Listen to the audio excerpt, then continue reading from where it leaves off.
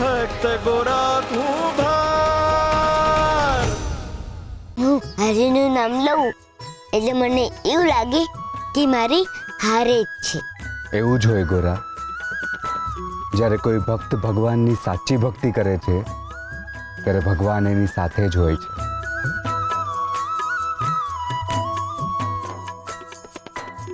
છોરાવાળા રાજાજી બાપા કહે છે કે હંધાયાનો સમય બદલાય છે. પરિવર્તન એ આખા સંસારનો નિયમ છે. તો મારો એ વખત આવશે. એક દી કૃષ્ણને મારી સામે આવવું જ પડશે, હે ને? બોલો ને, મારો સમય બદલાશે? હા, પણ જો તું નહીં બદલાય તો? એટલે હું? એટલે એમ કે તું જેવો છે એવો જ રહીશ તો જ તારો સમય બદલાશે. કૃષ્ણ એને મળે જે બીજાનો વિચારે, જે બીજાની મદદ કરે, બીજાના દુઃખને પોતાના સમજે, બીજાની પીડાનો અનુભવ કરી એની વેદનામાં ભાગીદાર બને. જે આવું કરે એને કૃષ્ણ મળે? હા, એને જ કૃષ્ણ મળે. બીજાને દુઃખ આપનાર, બીજાની તકલીફોમાં આનંદ ઉઠાવનાર ને બીજાના હક છીનવી લેનાર પાસેથી કૃષ્ણ બહુ દૂર જતા રહે. રાજાજી, મારાથી ભૂલ થઈ ગઈ. મારા લીધે મહેલવાળા રાજાએ પૂજારી બાપાના મંદિરના હક છીનવી લીધા, એટલે એનું પાપ મને લાગશે. તો મારે શું કરવાનું? મારે આ પાપમાંથી બહાર નીકળવું છે, તો મારે શું કરવાનું? આ તો બહુ સહેલું છે. ભૂલને સુધારી લેવાની. ભૂલ કેમ નહીં સુધરે? પૂજારી બાપાને એમના હક પાછા અપાવીને. એ કેમનું થાય? મહેલવાળા રાજાજી એકવાર બોલી જાય પછી ન બદલાય. એ બોલેલું નહીં બદલે તો મારો સમય નહીં બદલે. હવે મને કૃષ્ણ ક્યારેય નહીં મળે તો? ચોરાવાળા રાજાજી, કઈ ઉપાય બતાવો ને. મારે પૂજારી બાપાનો હક એમને પાછા અપાવવા છે. અરે પણ આમાં હું શું કરી શકું? હું કેમ ન કરી શકો? તમે તો રાજા છો. રાજા ધારે એ હંધુ એ કરી શકે. તમે એક કામ કરો, મહેલવાળા રાજાજી પાસે જાઓ અને એમને સમજાવો કે પૂજારી બાપાને એમના હક પાછા આપી દે. એ તમારી વાત માનશે. એ મારી વાત શું કામ માને? કારણ કે તમે રાજા છો. એક રાજા બીજા રાજાની વાત માને જ. મારા હાથું આટલું કરો ને. આ શું કરો છો ચોરાવાળા રાજા? બીજા પૂજારી બાપાનું હારું થાય ને મારું એ હારું થાય ને તમને પુણ્ય થાય, પછી તમને પણ કૃષ્ણ મળશે. એમ? મને કૃષ્ણ મળશે? તો પછી મારે આ કામ કરવું જ પડશે. પણ મને એમ કે મારે મહેલવાળા રાજાજીને કહેવાનું શું? એ તો તમને મારા કરતા હારું આવડે છે. સારું, તો એમને મળવા જઈશ અને એમને સમજાવીશ કે પૂજારી બાપાના હક પાછા આપી દે. પણ તૈયારી કરીને જજો હો. મહેલવાળા રાજા બહુ મોટા રાજા છે. જેમ મારી હારે વાત કરો છો એમ એમની હારે વાત ન કરતા ને એમને મનાવીને જાવજો. વિશ્વાસ નથી? ચિંતા છે.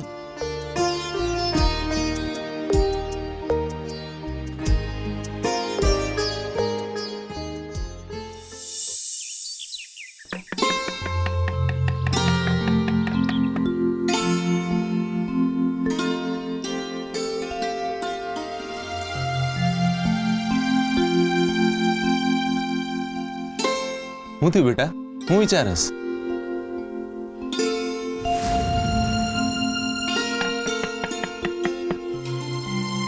બાપા, પાપ એટલે હું? આપણે કોઈનું ખરાબ વિચારીને એને પાપ કહેવાય. અને કોઈ આપણું ખરાબ વિચારે તો આપણે છે ને ભગવાનને કહેવાનું કે ખરાબ વિચારવા વાળાને સદબુદ્ધિ આપે.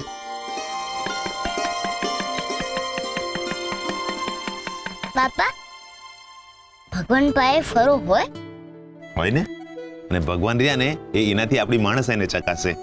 ને આપણી માણસે ચકાસવા વાળો ફરો આપણી પાસે હોય? હોય ને બેટા. કોઈનું દુઃખ જોઈને જો આપણે દુઃખી થઈ અને કોઈનું સુખ જોઈને જો આપણે આનંદ થતો હોય ને બેટા, તો સમજવાનું કે આપણું માણસાઈનું માટલું ઠક ઠક ઠક કોરા બનશે. ગોરા, ભગત અંદર આવું કે?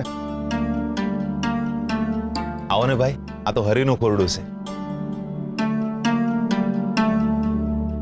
જય શ્રી કૃષ્ણ. જય શ્રી કૃષ્ણ. ગોરા માટે મહારાજે ફરમાન આપ્યું છે. શેનું ફરમાન છે ભાઈ? એ તો ગોરા વાંચશે તો જ ખબર પડશે.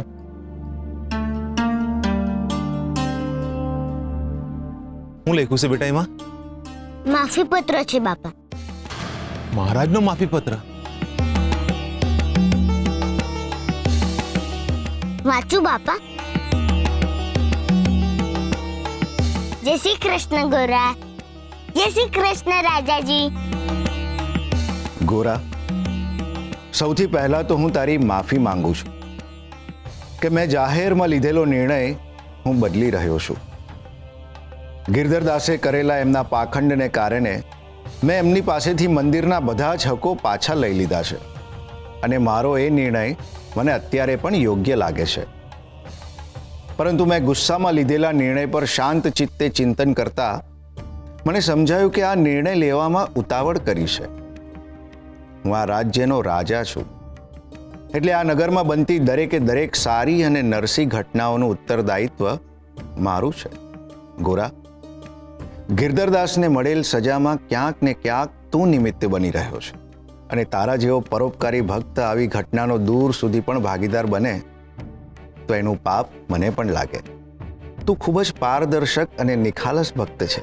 પાપ તને અડી પણ ન શકે, એટલે તને પાપનો ભાગીદાર બનવાનું નિમિત્ત મારે નથી બનવું.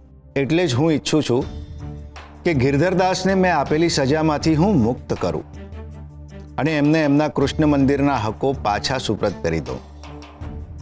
તે છતાં હું તને પત્ર એટલા માટે મોકલું છું કે અંતિમ નિર્ણય તારો રહેશે. તું જેમ કહીશ એમ જ થશે. જય શ્રી કૃષ્ણ.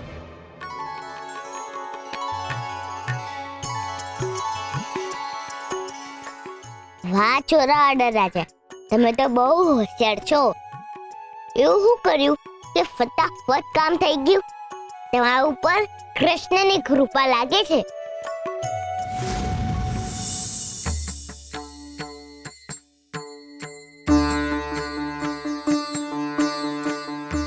માફ કરજો ભગવાન, હું તમને મળ્યા વગર પાછો જાઉં છું. પણ આ મંદિરમાં વર્ષોથી જે તમારી પૂજા કરે છે એ પૂજારી બાપા તમારી ફરીથી સેવા કરવા આવશે.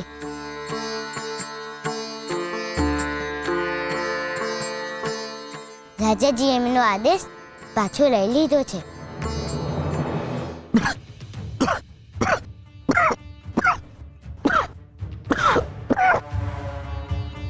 ગિરધરદાસજી, મહારાજે એમનો આદેશ પાછો લીધો છે અને તમને તમારા બધા જ અધિકાર સુપરત કર્યા છે.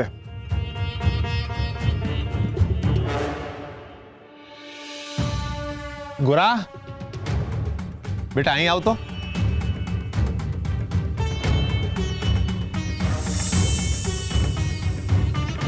બેટા, પૂજારી બાપાને પાણી પાતો.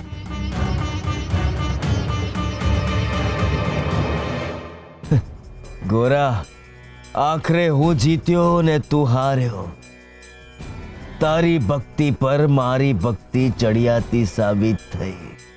હરે કૃષ્ણ, હરે કૃષ્ણ. પૂજારી બાપા, બાપા કહે છે કે ભક્તિમાં કોઈ દી લડાઈ ન હોય, એમાં કોઈ દી હાર જીત નથી હોતી. ભક્તિમાં તો આનંદ કરવાનો હોય, બીજાની ખુશી માટે આપણે જતું કરવાનું હોય. તમારા અંદર રહેલા કૃષ્ણ ખુશ થાય. હરે કૃષ્ણ, હરે કૃષ્ણ.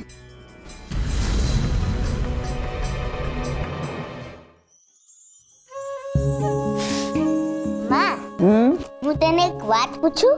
હા તે બેટા પૂછ ને.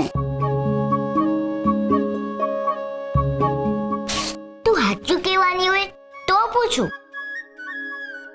જો બેટા, હું તારા કે તારા બાપા જેવી હરિની ભક્તિ નથી કરતી, પણ હા, હું હરિની સાચી ભક્ત તો ખરી જ. હો, એટલે એક સાચું ભક્ત હોય ને એ કોઈ દી ખોટું ન બોલે. એટલે તું તારે પૂછ, જે પૂછવું હોય હું સાચું જ કહેવાની. હા તો મને એમ કે બાબા બહારગામ ગયા તો મને હું કામ ન લઈ ગયા? એ તો બેટા છે ને ઘણું દૂર જવાનું હતું ને એટલે ન લઈ ગયા તને. પણ સુરાને લઈ ગયા ને મને હું કામ ન લઈ ગયા? જો બેટા, ઈ તને એમની હારે લઈ ગયા હોત ને આ કોઈ માટલાની વર્ધી માટે આવ્યું હોત તો પછી એમને કોણ સંભાળત? સાચી માં, હું મોટો થઈ ગયો છું. બાપાના કામ મારે સંભાળવાના. પણ માં, મને કઈ આવડતું ન. ના બેટા, એવું જરાય નથી. ઈ તો તને એવું લાગે છે કે તને કાંઈ નથી આવડતું. સાચી માં? હાલ તને એક વાત કહું. વાત? હા, કે માં? તને મહાભારત વિશે તો ખબર જ છે ને? હા માં. તે મહાભારતમાં અભિમન્યુ નામનો મોટો યોદ્ધા થઈ ગયો, ખબર છે? હા, અર્જુન કાકાનો દીકરો. બાપાએ કીધું તું. તે અભિમન્યુ હતો ને, ઈ જ્યારે એના માના પેટમાં હતો ને ત્યારે ભગવાન કૃષ્ણએ ચક્રવ્યૂહ સમજાવ્યો હતો. બોલ. એમની માનું નામ શું હતું? અભિમન્યુની માનું નામ સુભદ્રા હતું. તે સુભદ્રાના પેટમાં અભિમન્યુ હતો ને ત્યારે ભગવાન કૃષ્ણએ જે વાતો કરી ને એ હંધી વાતો એને સાંભળી અને હંધુય શીખી ગયો. પેટમાં? હા. ગોરા બેટા, હવે તને કાંઈ સમજ પડી કે હું કહેવા માંગી રહી છું? ના માં. તું તારા બાપા જોડે આંખોથી બેહે છે અને એમને જોવે છે તો એમને જોઈને તું શું શીખ્યો? ભજન કરતા શીખ્યો ને હરિનું નામ લેતા શીખ્યો અને ધર્મ કરતા શીખ્યો. ને પછી કરમનું હું? કરમ વગરનો ધર્મ તો હરિને ન ગમે બેટા, સમજો કાંઈ? હા, સમજાઈ ગયું. હંદુ એ સમજાઈ ગયું. બાપા હાથે રહીને ચાકડા પર માથે મૂકતા શીખ્યો ને હરિનું નામ લેતા શીખ્યો. હવે માં, આપણે ત્યાં જી આવે ને એને હું સંભાળીશ. હા બેટા.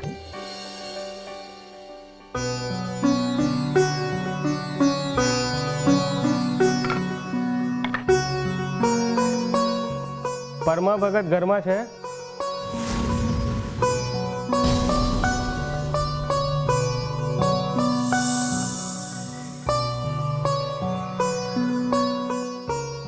લ્યો કાકા, આ પાણી.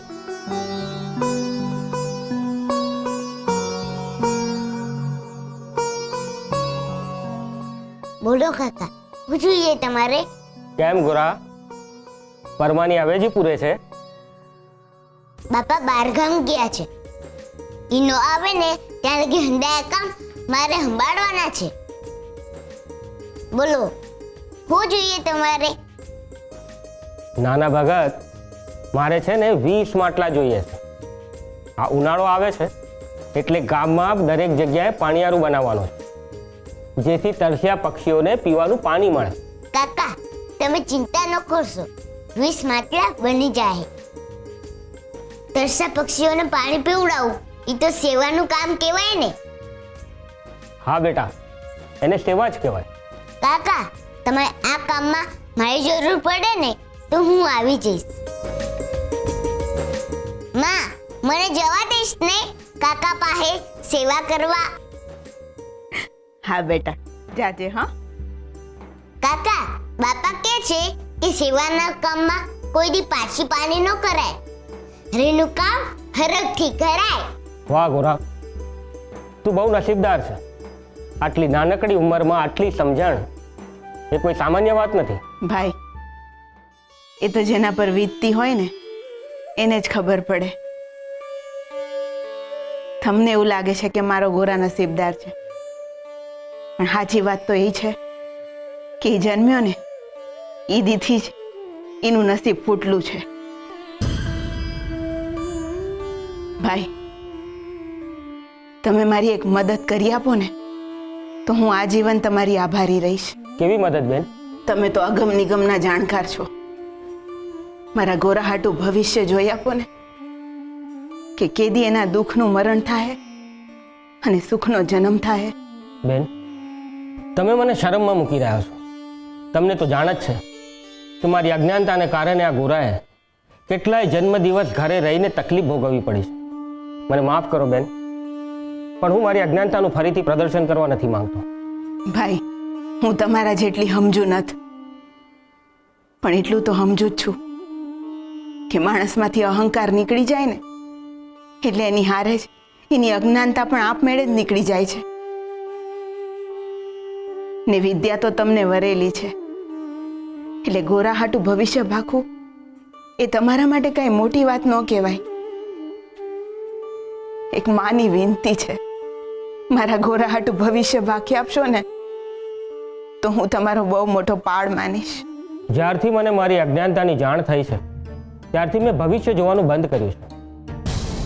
અને આમ પણ ભવિષ્ય જાણી લીધા પછી માણસ પોતાનું વર્તમાન બગાડી દેશે.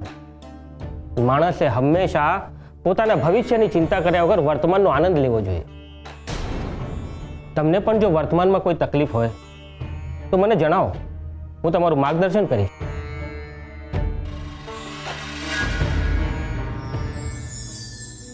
પીડા, જ્યાં પ્રેમ છે ત્યાં પીડા છે.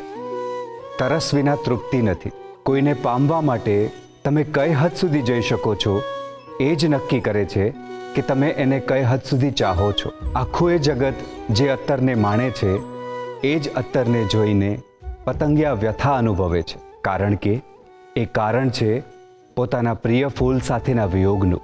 પીડા કોઈ અન્યને કારણે મળે તો તકલીફ ઓછી થાય, પરંતુ પોતાના જ પીડા આપે ત્યારે, લાગણીઓ જીવંત હોય અને સંબંધ તૂટી જાય ત્યારે અનુભવાતી પીડા અસહ્ય હોય છે. પીડા મળે ત્યારે વિશ્વાસની ધાર પર સચવાયેલો સંબંધ નિરાધાર થઈ જાય છે, પરંતુ સાચા સંબંધમાં પીડા ફક્ત એક પક્ષે નથી હોતી, બંને પક્ષે હોય છે. જેટલી વેદના એક પતંગિયાને થાય છે એટલી જ તકલીફ ફૂલોને પણ થાય છે. એકની આંખ ભીંજાય છે તો બીજાની આંખો પણ સુકાતી નથી. આવી ક્ષણે ફક્ત પીડામાંથી જ પ્રેમ શોધવો જોઈએ. જે સાથે નથી એને મનમાં રાખી ચાહવો જોઈએ. એનાથી દૂર થઈ એને અધિક પીડા ન આપવી જોઈએ, કારણ કે ઘણી વખત તમને પીડા આપવાના અપરાધ ભાવમાં તમારું કોઈ અંગત વેદનાના મહાસાગરમાં ડૂબી જતું હોય છે. પોતાના લોકોનો વિરહ દુઃખ આપે છે, પરંતુ દુઃખ એ પોતાના છે એની સાબિતી આપે છે.